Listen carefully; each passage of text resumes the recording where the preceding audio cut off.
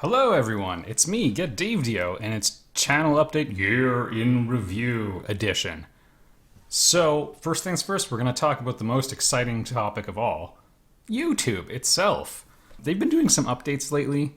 Google is de-integrating Google Plus and YouTube. Google Plus was just the most forward-thinking decision they ever made. So, I'm sad to see it go. I'm just kidding. We're all kidding. Good riddance. This has resulted in a lot of annoying changes, though. Comments work differently, so I can see some of them and I can't see others, like my own replies.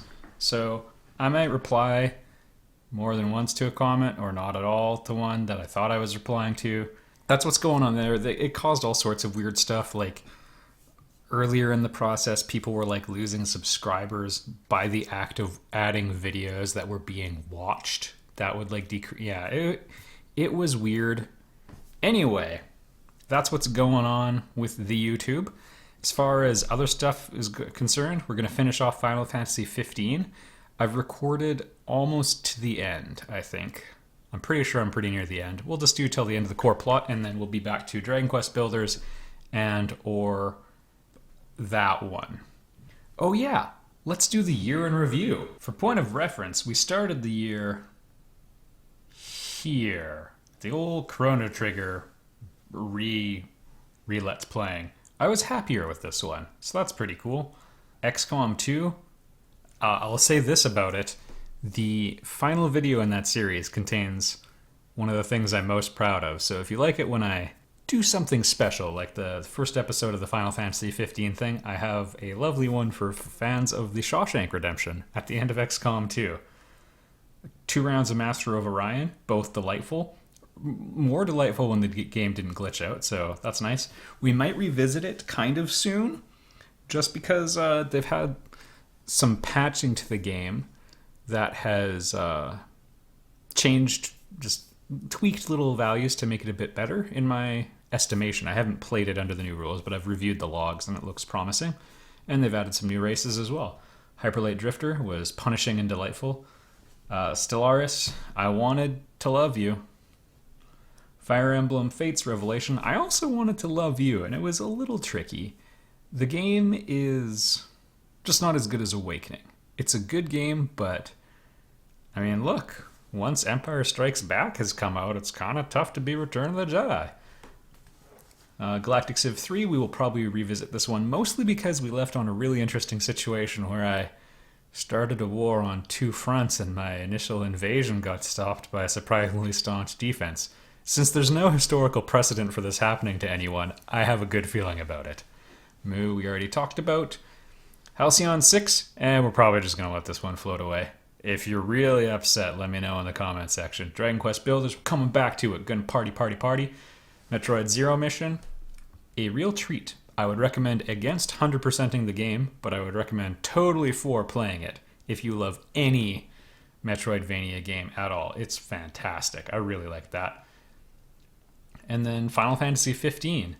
I mean, I'm trying to put off summarizing all of my thoughts until I'm at the very end of it, but I'll tell you right now, it is an imperfect game, but my goodness, there's something to be said for being more than the sum of your parts. It reminds me almost of KOTOR 1 in that regard. It's thematically, it's completely different and everything. Playing it doesn't feel like it, but just this one characteristic where you play KOTOR 1 and like, if you analyze every individual system, nothing's gonna blow your mind. I mean, frick Karth, shut up. But taken as a whole, something special happened. There's something to be said for the actual chemistry of how all the parts combine. And yeah, they found something. I'll say that for sure. So, Final Fantasy's back, baby. It did leave, by the way. I've read an article called Final Fantasy Never Left. It did. But it's back. Coming up next for 2017, I mean, obviously wrapping up Final Fantasy 15 and the other Let's Plays I mentioned, but also Horizon Zero Dawn is a game I'm super excited about, and that's coming up just around the corner. The Master of Orion potentiality, as I mentioned as well. And I didn't do any stuff on Endless Space 2 when it entered early access. Yada, yada, yada. If it gets released, we're totally doing Endless Space 2, and I'm actually really excited to play that one. One thing I'm contemplating is reducing the frequency of these updates. So what say you? Just let me know. I know some people like them, others are more apathetic, but I was thinking every other month or quarterly or something. Let me know what you think. All right, item next. I founded a company called Reclamation Games. Occasionally I will refer to a video game I'm working on. This is a game being produced by Reclamation Games. There's a little website for it. It's nothing more than a glorified placeholder. We're working on a game with it. There's people hired and contracts and stuff, and I'm trying to do all the business stuff correctly and everything. And I'm working on a story-driven Metroidvania game. Hey, you can see it right here, retelling the myth of Orpheus and Eurydice. So I'll elaborate on that. Why not? Orpheus and Eurydice is like, they're one of the classic tales of star-crossed lovers. So you might be familiar with the story like Romeo and Juliet is kind of based on it.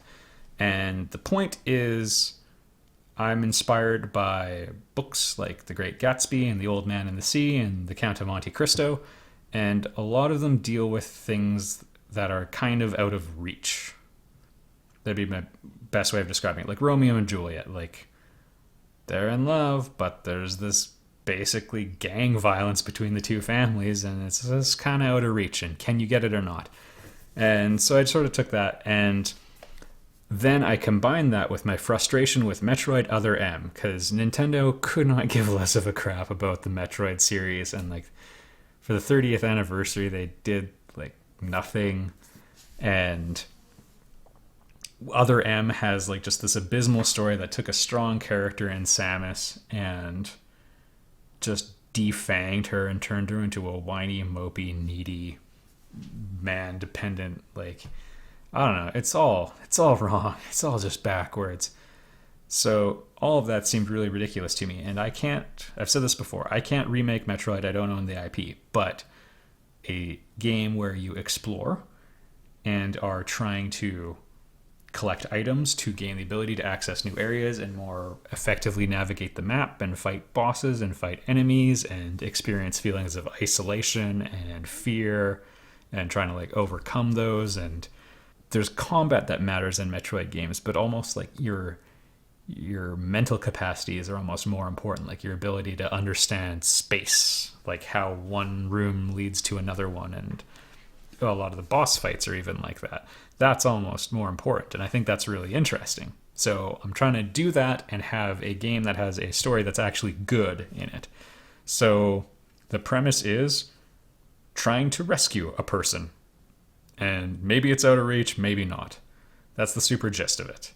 So, I don't know. Maybe that seems like it's a super basic explanation of it. I'm not going to try to say, like, the story is going to change your life, but I'm friggin' going to aim for that, because Count of Monte Cristo changed my life.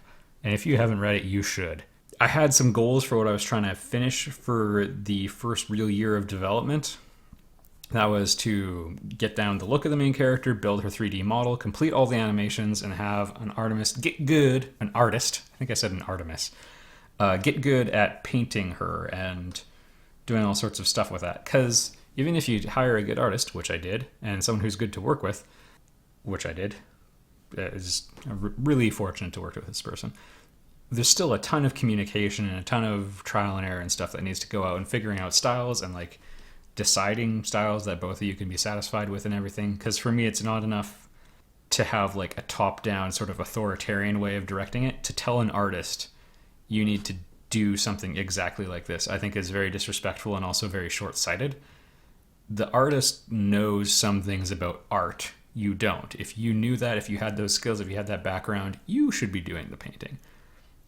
So there's almost like a negotiation of like the two people trying to like discover and like work their way through this labyrinth also. And we got through it, and the end result's awesome, and I can't wait to show you. As far as the 3D model is done, there's a couple outstanding textures, but it's really minor stuff now.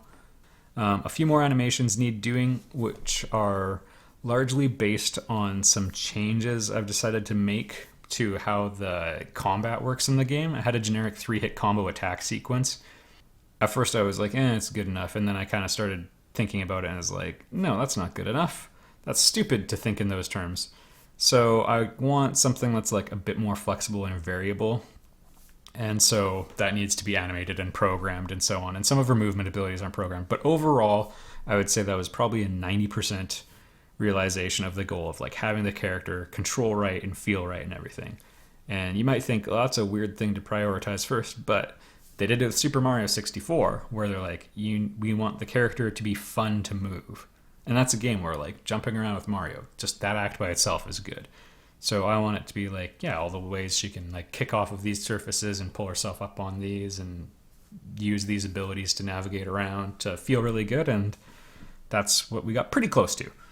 The plan for next year, I've actually changed it kind of recently, is to finish off most of the artwork, most of the story. The general framework is in place, but I mean, you actually have to write the dialogue. You have to write the actual lines.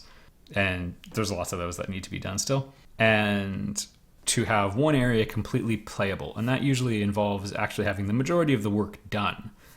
Because if you've coded one enemy, coding subsequent enemies is easier. And if you've coded one boss, coding subsequent ones is easier. Even if they behave totally differently, there's still a whole bunch of reusability, and that just gets easier. So if you're doing one of everything, you're actually sawing off, if there's 10 bosses and 10 enemies, you're not just doing 10% of the work, you're doing probably half of it. So yeah, that's what we're going to do. I originally had a different plan for the year, as I mentioned, but in retrospect, it was kind of a very waterfall way of thinking, and this is more of an agile way of thinking.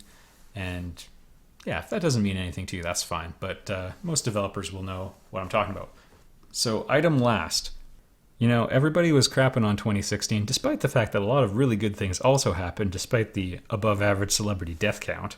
But I had a bad 2014 and a bad 2015.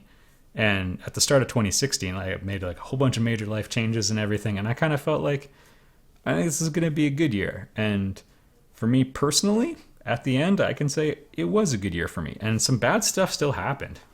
I mean, I mentioned in the last update video, I was in a children's hospital with my own kid, and that is not a happy situation. In a funny aside, every once in a while you get like spammers on YouTube doing some sort of like self-promotion con, or I don't know, just normal spam stuff. And I had like 3 people be like, cool video, bro. Really like what you're doing there. Hey, do you want 400 subscribers? It's like, you picked the one where I told you I was like, they didn't watch it obviously, but it's like, someone's just like, yeah, my kid's been hospitalized and it's really been tough lately. And you're like, I love this video. More of this content. Anyway, 2016 was a really good year for me. And thank you for joining me for it. We did lots of cool games. Some of them that I was waiting a really long time to play. And yeah, Final Fantasy 15, yeah, it was a good year. And I found it really rewarding and really enjoyable to work on the game. And I'm very excited to share it with you. But you gotta do it right. You gotta pick the right moment. And yeah, thanks for joining me. And I'll see you all in the next Let's Play. And if you want to help out, we just talked about if you want to help out with creative ability or whatever, we'll talk about setting up an avenue for that. Let me know. And Patreon is also a thing that helps me do stuff. It's just money you give me as a thank you for putting up videos. I explain it all at the link. And if you can do that, that's cool too. But I appreciate all of you.